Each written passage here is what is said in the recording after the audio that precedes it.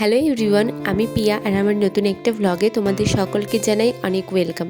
আচ্ছা, তোমাদের কার কার বাড়িতে এইরকম নিয়ম আছে বলো তো?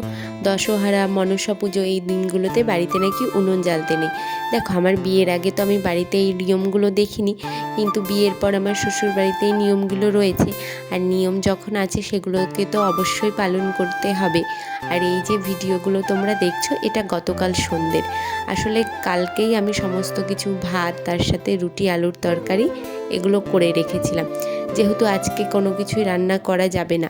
আর আমার জানো তো 3 বেলায় ওই পান্তা ভাত খেতে তো একদমই পছন্দ না, ভালো লাগে না। তো সেই কারণে আমি আমার জন্য একটু রুটি আর আলুর তরকারি করে রেখেছিলাম, আর সবার জন্য ভাতটাও করে রেখেছিলাম। তবে ভাতটা একবার হয়তো খাবো আর দুবার রুটি খাবো। এ দেখো, তোমাদের সাথে কথা বলতে বলতে আমার কিন্তু সমস্ত কিছু করা হয়ে গেছে। আর এই যে দেখো, আবার তোমাদের সাথে সকালের থেকে শেয়ার করছি। সকালে ঘুম থেকে উঠে সমস্ত কিছু গুছিয়ে নিয়ে এখন ওই বেলা 11টা মতো বাজে, এখন আমি আর কি খেতে বসেছি। প্রচণ্ড খিদে পেয়ে গেছিলো।